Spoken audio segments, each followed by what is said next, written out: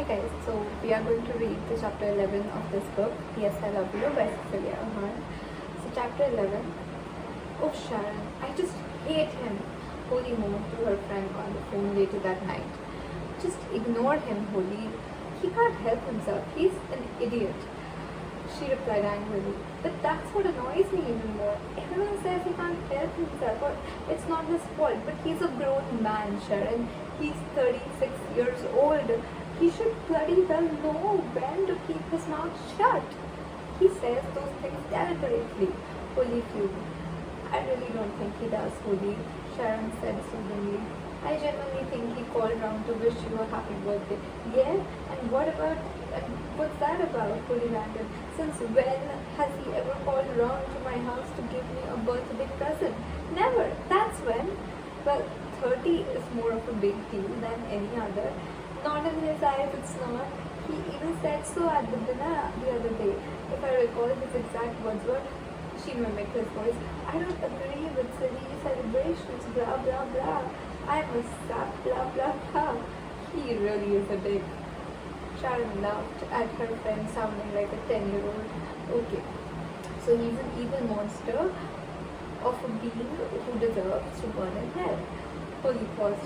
Well, I wouldn't go that far, Sharon. Sharon laughed. Oh, I just can't please you at all, can I? Holly smiled weakly. Jerry would know exactly how she was feeling. He would know exactly what to say and exactly what to do. He would give her one of his famous hugs and all her problems would melt away. She grabbed a pillow from her bed and hugged it tight. She couldn't remember the last time she had hugged someone, really hugged someone. And the depressing thing was that she couldn't imagine her embracing anyone the same way again. Hello, it's too Holly. You still there or am I talking to myself again? Oh, sorry Sharon. What did you say? I said, have you given any more thought to this karaoke business? Sharon, Holly yelled. No more thought is required on that subject. Okay, calm down, woman. I was just thinking that we could hire a karaoke machine and set it up in your living room. That way he will be doing what he wants, minus the embarrassment. What do you think? No, Sharon, it's a great idea, but it won't work. He wants me to do it in Club Diva, wherever that is. Ah, so sweet, because you're his disco diva? I think that was the general idea, Oli said miserably. Oh, that's a lovely idea. Although Club Diva, never heard of it. Well, that's that settled then.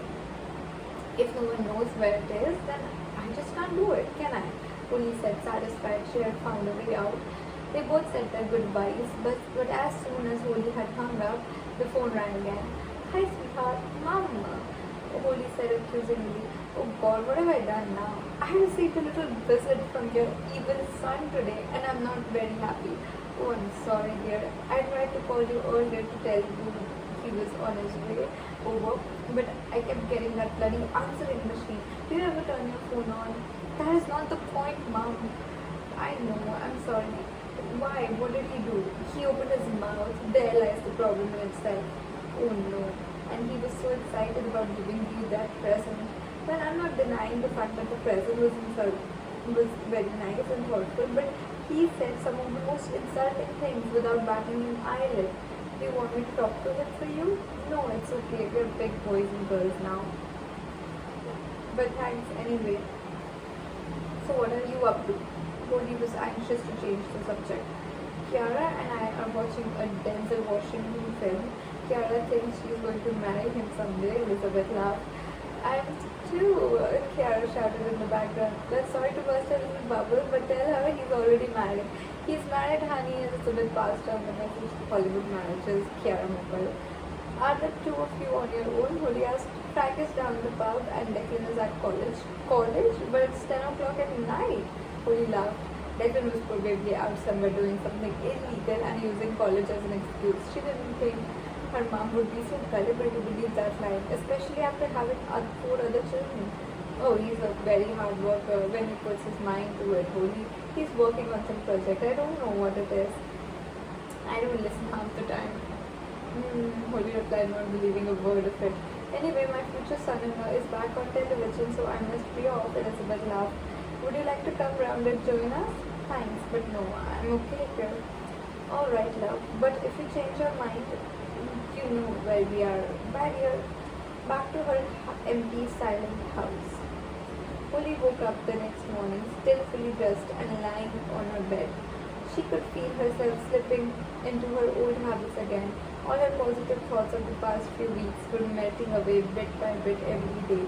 It was so bloody tiring trying to be happy all the time, and she didn't have the energy anymore.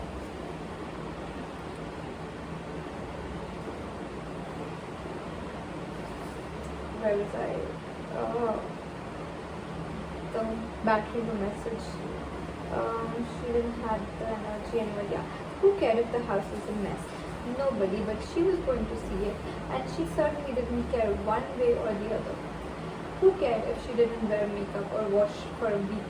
She had no intention of impressing anyone. The only guy she was seeing regularly was the pizza delivery guy boy, and she even had to tip him to make him smile. Who bloody cared? Her phone vibrated beside her, signaling a text message. It was from Sharon, Club Diva, number 367000700. Think about it, would be fun. Do it for Jerry. Jerry's bloody dead, she felt like texting back. But ever since she had begun opening the envelopes, he didn't feel dead to her. It was as though he was just away on holiday and was writing her letters, so he wasn't really gone. Well, the very least she could do was ring the club and suss out the situation. That didn't mean she had to go through with it. She dialed the number and a man answered. She couldn't think of anything to say and quickly hung up again. Oh, come on, Holly, she told herself. It's really not that difficult. Just say your friend is interested in singing. Holly braced herself and pressed redial. The same voice answered, Club Diva. Hi, I'm wondering if you do karaoke nights there. Yes, we do. They are on she heard him leaping through some pages. Yes, sorry, they are on a Thursday. Thursday? No, sorry, hold on. He leafed through some pages again. No, they are on a Tuesday night. Are you sure? Yes, they are definitely on a Tuesday. Okay, well, I was wondering if Holly took a deep breath and began the sentence again. My friend might be interested in singing, and she was wondering that what she would have to do. There was a long pause on the other end. Hello? Was this person stupid? Yes, sorry, I don't actually organize the karaoke nights, so... Okay, Holly was losing her temper. It had taken a lot to summon up the courage to actually make the call, and some underqualified, unhelpful little twit wasn't going to ruin it for her. Well, is there anyone there who might have a clue? No, there isn't. The club isn't actually open yet. It's very early in the morning still. Some came sarcastic response. Well, thank you very much. You've been a terrific help. She matched his sarcasm. Excuse me? If you can just bear with me for a moment, I'll try and find out for you. Holly was put on hold and was forced to listen to green sleeves for the next 5 minutes. Hello? Are you there? Barely, she said angrily. Okay, I'm very sorry about the delay, but I just made a phone call there. What's your friend's name? Holly froze. She hadn't planned on this. Well, maybe she could just give her name and then get her friend to call back and cancel if she changed her mind. And her name is Holly Kennedy. Okay, well, it's actually a karaoke competition on Tuesday nights. It goes on for a month, and every week 2 people out of 10 are chosen till the last week of the month, where the 6 people sing again in the final. Holly gulped and felt butterflies in her tummy.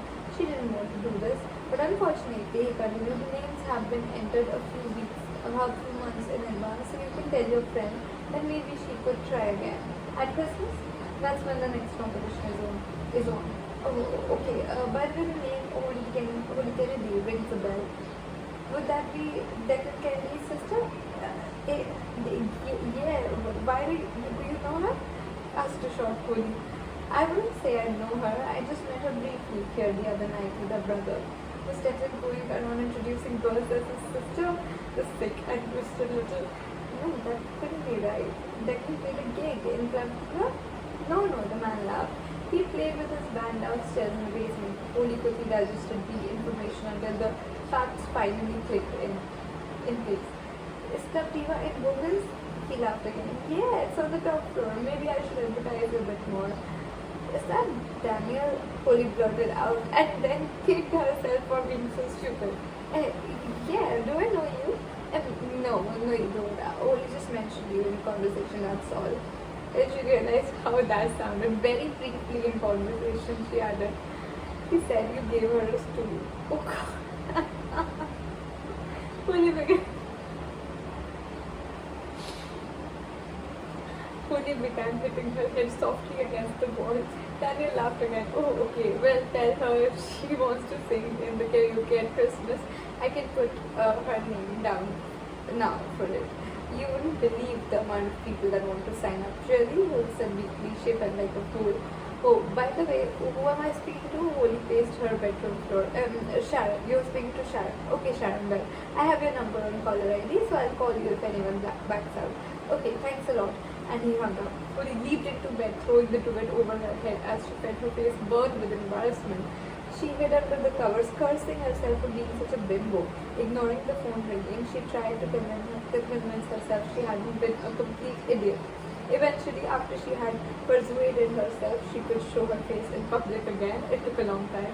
She crawled out of bed and hit the button on the answering machine. The electronic voice announced she had one message. Hi Sharon, I missed you. It's Daniel here from Club Diva. He paused and then laughing added in Hogan's. And I was just looking through the list of names in the book and it seems somebody already entered Holly's name a few months back. In fact, it's one of the first entries, unless it's another Holly Kennedy he trailed off. Anyway, call me back when you get a chance so we can sort it out. Thanks. Holly sat shocked on the edge of her bed, unable to move. Seems like Jerry did it already. Okay, that's the end of the chapter. Thank you.